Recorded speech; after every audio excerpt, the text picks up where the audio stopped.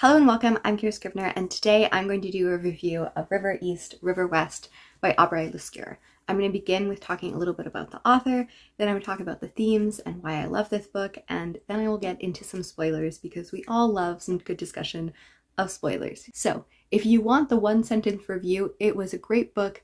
I thought it was excellent. It has some heavy trigger warnings, but it's really worth it in the end.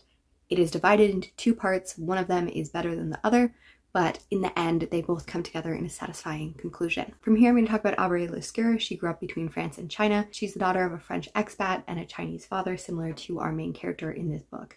Then she would go on to attend Yale University in the United States. She's a deputy editor at Off Assignment, which is a nonprofit literary magazine which really focuses on stories and travel, and through that several of her essays have been anthologized into collections. River East, River West is her debut novel, and it came out in January of 2024 and is currently longlisted for the Women's Prize. At the beginning of the novel, we are introduced to Elva Collins. She is 14 years old. She's the daughter of an American mother and a Chinese father who she has never known. Her mother's parents died when they were young, and she then went on to be an actress and ended up in China and stayed there forever. She now teaches English at the university and has bounced between various men as friends, and they have primarily always been Asian. And throughout her childhood, Elva was always told that she would come home, that she would not, stay out all night. But when she got home, she was often drunk. So Elva's childhood was really this frustration between, this glamorous, once movie star mother who everyone wants to take pictures with and talk about, and the reality of her mother being drunk and her having to take care of her as a young child. And there's really the two sides of her mother, and she is good at parsing out the fact that they both exist in her mother, but it's confusing. And the beginning of the novel has a really poignant beginning, and it says, "A man called Lu Feng stole Elva's mother in Grand Ballroom B of Shanghai's Imperial Hotel." And from that, you really get the idea that her and her mother are this inseparable identity. We know that her mother calls her partner, and there's this really tight relationship, and no man has ever come between that. And Elva is feeling a lot of feelings about the fact that this is a separation, and as they are married and she's not always coming home, sometimes they will go to hotels or conferences, and Elva feels this unmooring, this unconnection. And there's a lot of conversation about race in this book because Elva is white and she's Asian. She lives in China with Chinese heritage, never having known Chinese family. And she's an American who has never been to America. And there's all of these different things that really make her feel like there's more chasms between who she's not than who she is. She's all of these things where she kind of fits a little bit into all of these categories, but these categories don't feel true. They don't feel real. And then on the other hand, we have Sloane's mother who, has spent her entire adult life in China, and the ways in which that has altered and changed her life, and the ways in which, even though they are so poor, they can't often afford things, her mother can still cut lines and have privileges because she's perceived as a foreigner. But she can also fluctuate between speaking both English and Mandarin. There's all these things that just really mix together and create a whole tapestry. The other aspect that's really touched on in this novel is class. And this is shown through Lu Feng's point of view. And Lu Feng is the other point of view.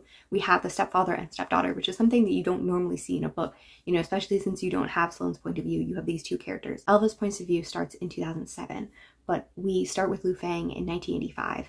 And he's a university student, and he has all of these dreams and hopes and ambitions, but he is poor and he is made to stop because of his political thoughts. And his life is kind of just arranged for him. He gets pressured into marrying a woman who he does not know and does not love, and there's little even friendship between them. But they have a son, and he really has this hope and ambition for his son to go to America, to have all of these ambitions that he hoped for. And there's this cutting line where he talks about how, he's raising money to try to pay for tuition, and he knows that that tuition won't be his, it will be his son's. And it's all of these lines. But we also find out that both Sloane and Lu Feng knew each other back then. Meanwhile, we look at class from the point of view of her fellow students. She attends the local school, and some of the students are migrants who are poor and are unable to really afford anything or have any advantages, and the risks and choices that they make to try to get out of poverty is devastating and hard. Meanwhile, we see the white foreigners who were comfortably middle class in Ohio, but they come to China and they are ultra rich. And we see the ways that class division, and this is a book that probably shows poverty in one of the best ways that I've ever seen. You know, she's constantly thinking about it, because even though Lu Fang now has money and is able to provide for her and her mother, she doesn't have that ready access to cash, and she's constantly thinking and worrying and not being able to do things. And I think that so often poor characters get written in like the daily thought and grind in the back of your head of, can I afford this? Can I not afford this? How am I going to get home? Like all of these things are just playing back in the back of her mind. And I think that that's really apparent, and I really appreciated that commentary. I also want to talk about exotification, sexual assault, and addiction, but these are topics that are very tied to spoilers. So if you don't want to get spoiled for this book, this is your time to leave. Thank you so much for joining us and having this conversation, and I hope that you go out and read it. I was very worried about reading this book, and I was really surprised by how much I enjoyed it and appreciated it. So I would tell you that Lu Fang's point of view is something that drags a little bit at the beginning, but I think it is rewarding in the end. And I think that Elva is a character that just unfolds throughout, and she also becomes more and more likable throughout because we understand her more and more. So yes, with all of that aside, I'm going to start talking about spoilers. And this is to talk a lot about the sexual assault that happens. One of the reasons that I was hesitant going into the novel is that I knew that a minor was assaulted by a person that was of age. And based on the premise, I thought that meant that Lu Fang was the perpetrator of that. And if you have not read it and want to know that, he is not the perpetrator. And that makes me feel much better, because I was like, stepfather, daughter, you know what I mean? Like, it just felt like that was the setup for it. But that is not what happens. You can read Lu Fang and he is flawed as a character and has many parenting issues, but sexual untowardness is not one of them. After Lu Fang and Sloane's marriage, Ella feels more and more distant, and she starts to act out more and more and finally gets expelled. And she uses this as a bargaining chip to really get Lu Fang to pay for international school. And she gets thrust into this ultra rich, ultra privileged world which she's never really experienced. And in this, she meets Zoe, and Zoe and her family have moved here from Hong Kong after they ended up in a scandal that made them want to move. And we never get the full scandal, but it can definitely be hinted on by the end of the story, because Zoe is very sharp-tongued and her mother is reclusive, but her father is so gregarious and so charming, and he makes her feel seen, and he talks about bringing her to America and all of these things. And the character of Daniel shows grooming and shows predation on a minor and exotification so, I don't want to say wonderfully, but it really does, in a way that he doesn't really come off as predatory, but his actions are 100% predatory, because Elva is looking for that attention. She's looking for that value. And I don't mean she's looking for it as in she deserves it. It's just she's looking for that parental figure. And when this white man who represents everything that she's ever thought about America, and, you know, he says that mixed girls are pretty, and he compliments her dress, and, you know, he knocks against her knee during supper, all of these things appear to be innocent, but also like a little affirming. There's nothing like an older man, you know, recognizing you're beautiful as a 14, 15-year-old girl. And what really is insidious about this is it doesn't happen on the first night.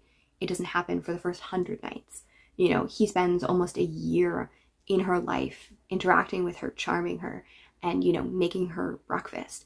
And then during this time, she's also starting to drink a little bit more. She's starting to party a little bit more, but she's very resistant to this male attention.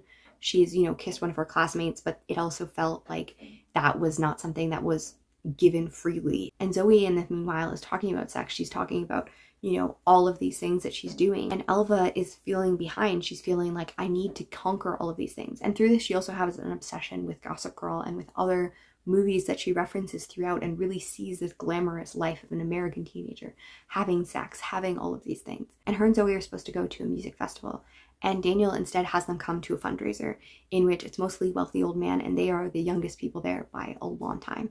And during the night, she's drinking way too much, and she almost gets lured into the room of just older men and young Asian women. And we really see the exotification here.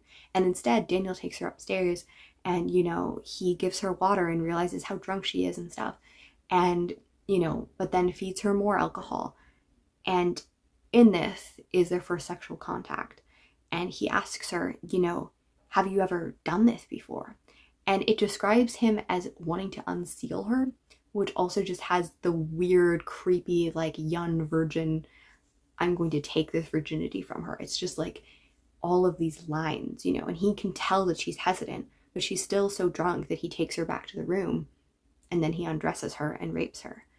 And I want to read these scenes because I think that they show so much of that pressure. You know, she's drunk, she's all of these things, and she does want this approval, but she does not want this. He knows that she's a 15-year-old who is very drunk and has no sexual experience at all. Like, any part of that would be, you know, grounds to be far, far away from this.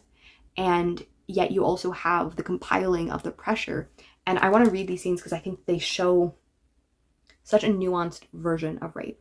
Rape itself is like very black and white on morality, but I think that so often we only have rape ever described as this like very violent attack, you know, someone screaming no. We so often don't have it as the silent, you know, all of these things where she's not saying no exactly. You know, even a part of her feels like she should get this over with, but it is absolutely still rape. She watched what was happening below her waist like it was a movie. It felt good and strange, but it only took a few more seconds to feel slimy and alien. Which again talks about her slight arousal during this, but also like obvious feelings of wrong. Like, you know, so many elements we make caveats that if, you know, if you feel any bit of arousal, if you feel any of these things, like it can't be rape. And it's just like, no, like she's feeling this. And at this moment, this is when he hesitates and then brings her to the room and then continues. And from there, I will read this. She still said nothing. You are 15 and this is living, she thought. She'd be like Serena or Blair or those girls on TV, powerful. In this case, Serena and Blair are talking about Gossip Girl. Like, she still said nothing. You are 15 and this is living life, she thought. And, you know, in this moment, she's also thinking about Zoe saying that, you know, she lost her virginity in 8th grade. There's also the aspect of him promising to bring her to America, and she's thinking in the back of her head that, you know, this will be so awkward. If I don't have sex with him, he's not going to bring me to America. It's just going to feel terrible. So she feels like she has to do it. And it's pressure upon pressure upon pressure that she feels peer pressured. She feels like, you know, she shouldn't say no to someone that she wants his respect of. It's just, it's all of these layers of complex and terribleness. Talking about the ways that media has performed this and the ways that she feels like she should be having sex, you know, like Blair, like Serena. And then this line also breaks my heart. She felt stunned, like her body had fallen asleep. And then afterwards, it says, she did not know if what she had done made her compromised or mature, or if both were the same. She tried casting last night as an age-defining graduate-style affair, one she'd later look back on with some distance, laugh off as a wild antidote. But there was only the hollowness in her gut and the memory of warm, wet liquid dripping down her stomach. And then the whole section ends with saying, she thought about how in a movie, someone might take her hand and say, you're a woman now, and how untrue that would be. And I feel heavy just reading those lines. It feels like it takes something out of your chest to just feel like you're a woman. And she knows how untrue that is. And through the next few months, she starts heavily self-medicating through alcohol. She's been drinking, you know, on her first day of international school. She brought some whiskey to give herself some liquid courage. And she talks about how, you know, this was shown in her mother's life as well. Like, this is how she learned this behavior. Then her and Lu Fang and her mother are all on vacation. And, you know, she's self-medicating with bringing full bottles of Malibu and just chugging them because she just doesn't want to exist. And she's at the resort and she thinks about all of the children that are there. And she says, just a child, and talks about how, you know, she's not like the other children that are there. Just a child, but it wasn't true. Something broke and suddenly you were no longer a kid. You were out on your own and no one asked questions. No one paid attention. And Lescure continues to have really complex thoughts about how someone feels after trauma. We have the self-medicating, we have the numbness, we have, you know, this feeling of just violation and lack of childhood. But we also have this moment where this white man doesn't look at her and she feels like this anger and frustration. She wants him to look, she wants him to stare at him. And I think that so often we don't look at the idea that, you know, after an attack or after that, you can want that validation with sex or with all those elements, because it can feel like, you know, I'm so hollowed out inside, like I want something. And I think that that's a nuanced view of, you know, her wanting that attention and feeling upset that it's not given. And then from here we start to unravel her mother's lies and thoughts and feelings. Elva says to her mother, why do you keep dyeing your hair blonder and blonder and blonder? Like, the older she gets, the more artificial, even though her hair is naturally brown. You know, but brown would look more Asian. It would look like it blended in more. And we get the truth that Sloane was never a movie star. She's not even Sloane. Her name is Sally, and her parents aren't dead. this is being told throughout so many times that her parents are dead, like all of this orphan story and lost movie star and all of those things, and we find out that it's all lies. We find out that she never made it as anything. She was just plain and was never valued as a movie star. She never got any casting. She never felt successful or beautiful or any of those things. And she met people who told her that in China she would be beautiful because she would be foreign. And she goes to China and she never looks back and she erases her past and all of these things. And we really see the way that she has like exotified herself for this value, for this beauty, that it's just something she's chasing endlessly. And yet we also have the thing with Lu Feng and her who loved each other back in the day and who do in fact have this deep care and all of these elements. Like there is true love there. And I thought that her character is so complex. There's no full unearthing of Sloane. Sloane spends 20 years kind of sapping out the attention and value and like being exotic in, you know, using her white privilege to be exotic, to be privileged in all of these things. And it's just kind of left there. And I listened to a bookcast in which the author was interviewed and she talked about how, you know, she also was raised by a single mom who was a French expat, like living in China, who was bouncing between things. And I wonder if this herself is something that's autobiographical, you know, and you can't fully resolve an autobiographical detail like that. She speaks Chinese well. She has all of this relationship to China, but in many ways it's just a fraud. It's just a self-supporting desire to be valued. And this is important when we talk about the next thing, because, you know, Alva finally cries and talks to her mother, and her mother initially thinks that she just had sex with someone her own age and is like, you know, it's fine, like I had it at your age too. Then it unravels that it was an older person, but then she finds out that it was Daniel, and she briefly met Daniel and knew that he was a rich American, and she shames her. And the beginning of this line just like, it brings so many emotions to me. And it says, she felt searing shame. She was alone and grown. Like it rhymes in a way of a poem, and it paints that so much. Like we just had the not the child, and then we have this after she's told her mom. And then it continues, and had somehow done the worst thing a Chinese woman could do, whore herself out to a white man. Because we see the way that even though her mother has always, you know, put herself as not one of those Americans, she shames her daughter for being an Asian girl who slept with a white man, you know, for shelling out for him and not seeing the nuance. And the quote right after that is, she told her mother the most important, the most devastating thing that had happened to her, and somehow it had turned into a fight. Neither Sloane or Alva are, you know, shown in the most sympathetic light in most places. But I don't dislike them. Like I still have a candle for them and their characters. And it was so hard to see this. And Sloane isn't painted as a utter villain. But we also don't have a correction at this moment. She initially, you know, asked like, did he hurt her? But once she found out that it was Daniel, like that's all erased and she's just shaming. It's so hard to sit with that. And as an author, she sat with that. And the last thing that I want to talk about with her assault is that near the end, she goes to say goodbye to Zoe. And she sees Daniel and he gives her money because he knows that what he did was wrong. You know, it's from his embassy, like very clearly. And it's very hinted that that's what happened to the maid before. And in it, he said, China made me do it. And she responds somewhere around the lines of, China didn't make you this person. It just revealed it. And this is a theme that is shown also in Kate Beaton's Ducks, 2 Years in the Oil Sands, which was one of my favorite books of last year. And it is a memoir that looks at her experience of being in the oil sands in Alberta, where there's one woman for every 100 men, and the sexual harassment and assault that happen. And both of these books look at how either skin color or scarcity makes someone view someone as less than human and as only as an object. He would feel more fear, more worry about consequences in America. He can't just turn to an embassy and shell out the money to make sure it disappears. But also, what if he done this to a white girl? What if he had done it to a person that he looked at and saw as his daughter? Because in this, it's never shown him being creepy toward his daughter. He's looking at an other, and he's looking at them as sexualized. The first time he refers to her as beautiful is to say that mixed girls are beautiful.